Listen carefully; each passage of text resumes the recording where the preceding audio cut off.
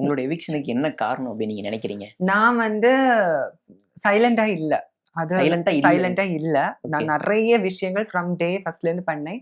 Okay. அது live பார்த்தவங்களுக்கு தெரியும். நான் ஓகே. வந்து பிரைவேட்டா கன்வர்சேஷன் ஏதாவது தப்பு இருந்தா அந்த மாரி பண்ணிட்டு இருந்தேன். பட் அது லைவ் பார்ட்ல ஃபோக்கஸ்டா பண்ணியிருக்கணும். சபைக்கு கொண்டு வந்திருக்கணும். அது பண்ணல. ஓகே. பட் ஸ்டில் லைவ் பார்த்தவங்களுக்கு நான் பண்ணது தெரியும். சில விஷயங்கள் சொல்ல முடியுமா? நான் இந்தந்த விஷயங்கள்லாம் பெருசா ரியாக்ட் பண்ணேன். இந்த விஷயங்கள் நான் பேசினேன். ஆனா ஆக்சுவலா ஃபர்ஸ்ட் டேவே என்னாச்சுன்னா, ஃபர்ஸ்ட் டே காலையில எந்திரிச்சோம். அப்போ வந்துட்டு சுபிக்ஷா வந்து நான் வந்து ஒரு மீனவ பொண்ணு. ஸோ வந்துட்டு நான் ஜெயிக்கணும் அப்படின்னு சொன்னாங்க. அப்போ நான் அவள கூப்பிட்டு சொன்னேன், நான் தான் பிக் பாஸ்ல வந்திருக்க ஃபர்ஸ்ட் மீனவ பொண்ணுன்னு சொன்னேன். அவ சபையில. அதனால நான் இங்க இருக்கணும். நான் டிசர்விங் அப்படின்னு சொன்னா. நான் அப்ப அவள நான் அங்கேயே சொல்லல. நம்ம வந்து ஃபர்ஸ்ட் நாள் தெரியாதவங்க. ஸோ அங்கேயே சொல்ல வேண்டாம் அப்படின்னு நினைச்சுட்டு, தனியா கூப்பிட்டு சொன்னேன், "நீ ஃபர்ஸ்ட் இல்லம்மா. நம்ம 2 பேரும் ஃபர்ஸ்ட். நானும் மீனவ பொண்ணு தான்.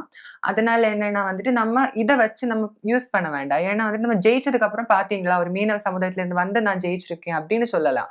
இதனால நான் ஜெயிக்கணும்னு சொல்லக்கூடாது. அப்படின்னா நானும் கூட அப்படி யூஸ் பண்ணலாம். நான் ஜெண்டர் கார்டு கூட யூஸ் பண்ணலாம். ஆனா அதெல்லாம் வேண்டாமே. நம்ம எல்லாருமே இங்க ஈக்குவலா விளையாட வந்திருக்கோம். டிசர்விங் ஆனவங்க ஜெயிக்கட்டுமே அப்படி. இது ஃபர்ஸ்ட் நாளே நடந்துச்சு.